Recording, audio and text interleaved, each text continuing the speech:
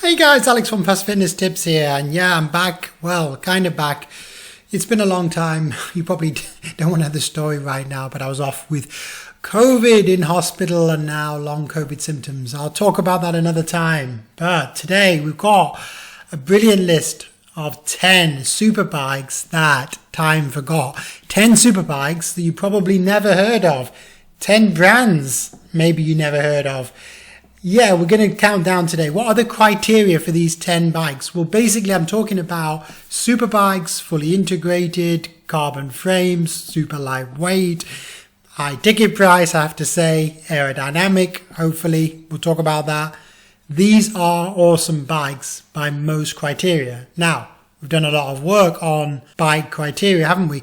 We produced the top 50 dynamic list of road superbikes some months ago, and sure enough, I've updated that list with all of these bikes. So that list now contains in the back database around 100 bikes, from which it's filtering all the criteria, weight, aero, comfort, value, etc., to get your most optimum bike. And you can now get these bikes relative to the others. And now I would say that this is pretty much every integrated great bike on the market is for sale right now. Yeah, they might not be for sale in every market, but generally these are the ones that are on sale as of 2020, 2021. Okay, few. Well, let's get into this list. We've got quite a few to count down. The sooner we start, the sooner we will finish. So where should we start? Let's start with this one. Did you know about Marcus Storck producing his awesome brand? Now, you probably know about Storck bikes. I always thought they were like a boutique supplier, but they're becoming increasingly mainstream. Okay, they did target super high end, like above 10,000 euros or dollars, but now they're coming into like, middle range. Now, I wouldn't call this a mid-range bike, but it is actually decent value. If you compare this to other bikes with similar features, I mean, I've ranked all the bikes on our 100 superbike list on aero features. That's like a complex composite of the frame angles, the wheel depth, the aerodynamics in the wind tunnel. And my composite score for this one is 10th out of the whole 100 database. This is coming in 10th, which is very, very good. Now that is if it comes with these DT Swiss 65mm wheels. Now, unfortunately, I think like all brands, they play a little trick, and these are going to be extra, aren't they? These wheels are going to be extra. You're going to have to put down some more cash for this. But the regular wheels really aren't too bad either. Now, what's the price? The price is around 7,000 euros. It's got good integration. It's got decent tires, 25mm. And I would say this is a damn good bike. It's 7.5 kilos as well. It's not bad at all in terms of weight. So it's ranking actually highly overall. It's definitely one to be aware of. But maybe you know about this one. So I'm going to introduce you to a British brand. You know, the one that was founded in Norfolk? You know, that's not that far from here. It was initially, an offshoot of Formula One. And it became mainstream with a number of sponsorships. You know what I'm talking about? Yeah, Factor bikes. But did you know Factor have just brought out their Ostro bike? What's a bike? Their Ostro bike, which is an all-rounder bike. Yeah, it's semi-aero, it's semi-lightweight. In fact, on weight, it's coming in around 6.9 kilos, which is really good. In ranking terms, out of my 100 bikes, superbikes, it's ranking 9th. Which is a damn good score for weight. I'm saying the ranking on weight. If you want to know its aero ranking, it's 43rd. It's not the best, but it's in the top half. What can we say about this? Well, it's optimized for wide tire clearance. I think it's coming with 26mm, typically Dura Ace Di2, fully integrated, awesome frame. You know, they did that exterior steerer mechanism. They don't do it here. It probably keeps the price down. Well, tried to.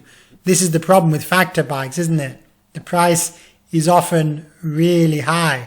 And I'm seeing this here, £7,500, but I've also seen it 12,700 euros. So I'm not really totally sure about the final price for this product. It's that new. I'm going to keep an eye out for it, and we'll revisit this soon, but it's scoring high in my database provisionally, okay?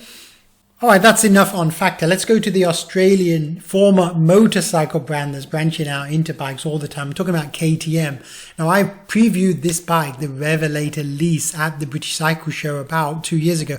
It's finally hit mainstream. They've got a 2021 version. They call it the Lisse Sonic now. Now it's not cheap, 9,500 euros or dollars. It's not particularly light, 7.77 kilos. Oh yeah, pretty nice wheel set, the Zip 404, obviously that bounces the price up somewhat. Aerodynamically, I'm not convinced by this bike. Yeah, I'm not going to hang around this bike too long, but it's out there. KTM Revelator Lisse Sonic. Okay, let's talk about the Spanish brand BH. It's been around a long time. You probably know that brand.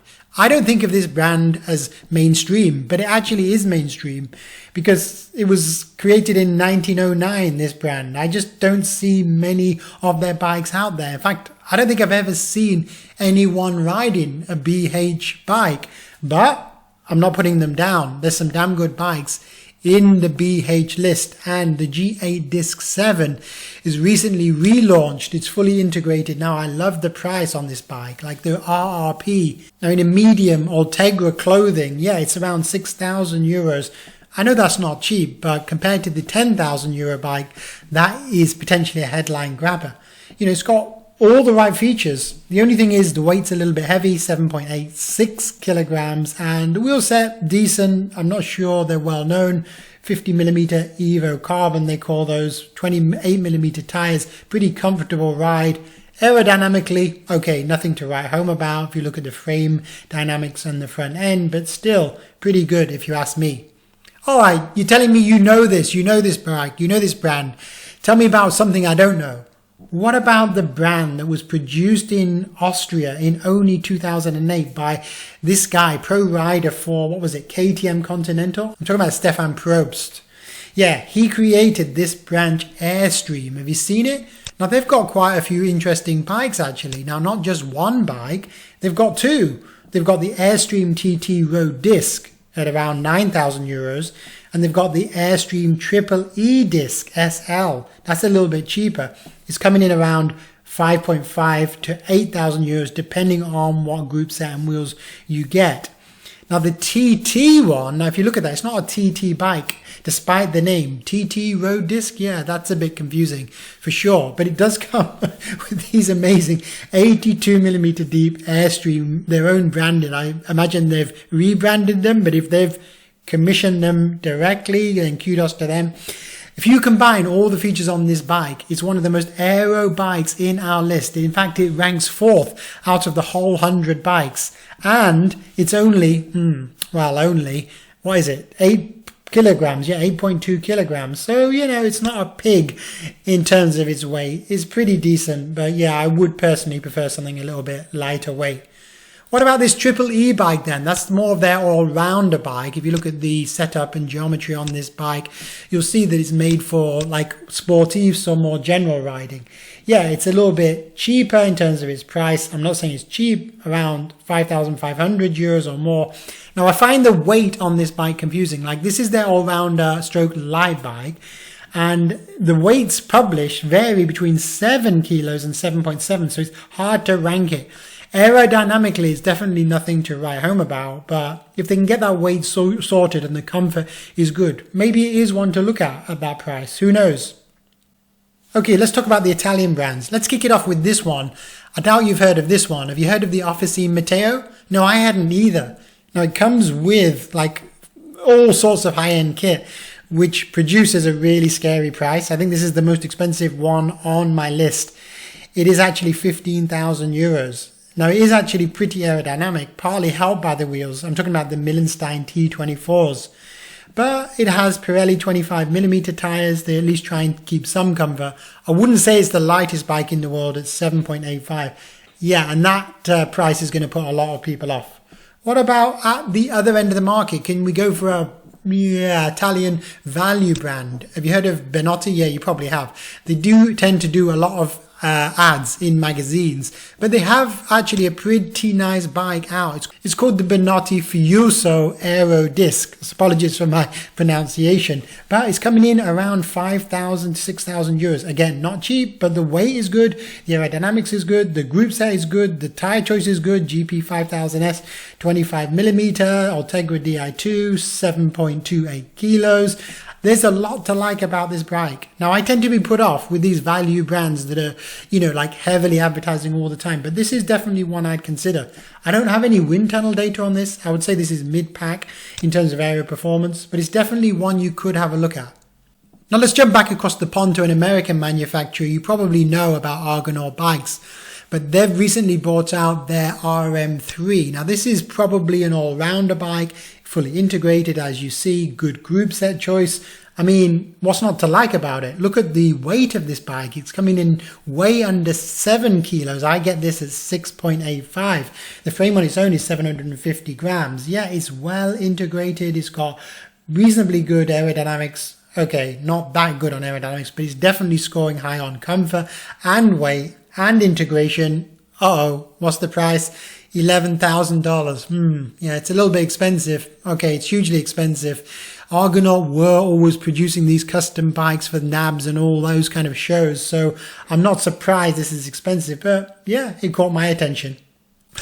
Talking about attention, what about this new brand from Alberto Contador and Basso? Do you know the one I'm talking about? The one that Contador used to Everest in the recent world record attempt. Yeah, he got the world record, but then he was beaten. I'm talking about the Aurum Magma Zip Edition. Now, the Zip Edition just means it comes with the Zip 303 wheels. You can choose your wheel set. Obviously, that affects the price. Again, we're not talking about a cheap bike here, are we? We're talking about a really expensive bike, but it is a beautiful bike. I personally prefer it in the pure jet black edition. It's coming in at a very good weight. I get this at 6.91 kilos, frame weight 805 grams. It's got this weird, well, I can see why they've done it. It's this weird separate head tunnel, headset thing going on. And it's because they want to keep the ability to work on this mechanically while still maintaining aerodynamics. And you can fit like a conventional stem and bars on there. So actually, it's a pretty nice way to solve this problem. And I wouldn't be surprised to see more and more manufacturers go with this. It's actually pretty innovative. So this is the Aurum Magma bike, and there is one downside. I don't think it's launched in the USA yet, but I believe it's coming soon. So stay tuned for that, guys. And this reminds me, you know, we're in the Brexit agreement now, and several brands have already said they're going to withdraw from the UK. I'm talking about Rose Bikes, which produce some really awesome value bikes, some of my favorites. Similarly, Canyon, you know, those big brand factory direct-to-consumer manufacturers are threatening to pull out of the UK, which is a real shame. So that's my list of the top 10 superbikes you may never have heard of. If you think we've done something good there, please take a moment to give us a like or share, because if you don't give us a thumbs up, basically the YouTube algorithm will not pay any attention to this video. If you want the actual list in a spreadsheet form, remember the quick link is fft.tips/dynamic50. But if you want a bonus of a few more bikes that I wanted to put in, but they didn't have complete data, I'll give you a few headlines. What about this one? The Italian manufacturer Basso's just released their Basso Diamente SV 2021. I love this bike. It's a beautiful design. Yeah, it does bear similarity to a lot of other superbikes. Maybe they're all good looking these days, but this one would probably steal it for me. Now, the price is really expensive, somewhere around 9,000 to 11,000 euros, depending on which site you look at. But the problem I had with this is that I couldn't find the published weight anywhere, so I couldn't put this in my list. But yeah, it definitely scores high on looks. What about this one then? The Fezzarri, what's it called? The Empire SL. Now this is another nice looking bike. It seems to have all the good features going for it in the sense of fully integrated red E-tap, 2x12 electronic. Again, I couldn't get the weight data on this. I know it's around 7,500 euros. The price is probably reasonable if it comes with those zip wheels, the red E-tap electronic group set as well. I don't know. This one is a little bit mysterious to me. Maybe you can fill in the details. Okay, what about this one? Another one. What about the Cipollini Dolomia? It's just released, and I'm talking about a bike that is from the Cipollini band, which is usually way overpriced, I have to say. Sure enough, this one comes in overpriced. The price of the frame set on its own. And remember, this is not like a super aero bike. Oops, that's the wrong model. Here we are, the fully integrated model. It's not like fully racing out, you know, all no expense spared bike. I'm talking talking about a general all-rounder here. So what's their general all-rounder frame only cost? 5,500 euros, guys, or $5,500. And if you have it made up, I've seen the price reach stratospheric $13,000. The weight, however, is very good. They've done something nice with the weight to keep that weight down to 6.6 kilograms. The wheel set, not so sure about that. Tune 20 Skyline disc. Group set, again, I'm not sure. There's a lot of unknowns about this bike, but if it was just 6.6 kilograms on weight, that's ranking very highly in my Superbike list. All right, there were others that I didn't even get to. I looked at the B&H Ultralight Evo, which had no published weight. I also looked at the Luca Killer Aero Mondrian edition with these weird wheels. What wheels are these? Biker head, bi-turbo. Well, they're pretty light actually, but I can't see them being very aerodynamic. I also looked at the SARTO, very expensive SARTO LAMPO Plus recently integrated, and I looked at the Battalion Power Plus Evo edition, and I couldn't get any real data on those bikes. So the list is complete. There's my top 10 superbikes that you probably didn't know, and a list of others that I don't know much about because they haven't been fully released, or they haven't released their data correctly, or there's misinformation. Well, if you guys know more about these than me, give me a shout or put it in the comments below. Please don't forget to give me a like, thumbs up, or share, something along those lines. It is Christmas, guys. Happy Christmas to you all. Stay safe out there. Happy training, and see you soon, guys.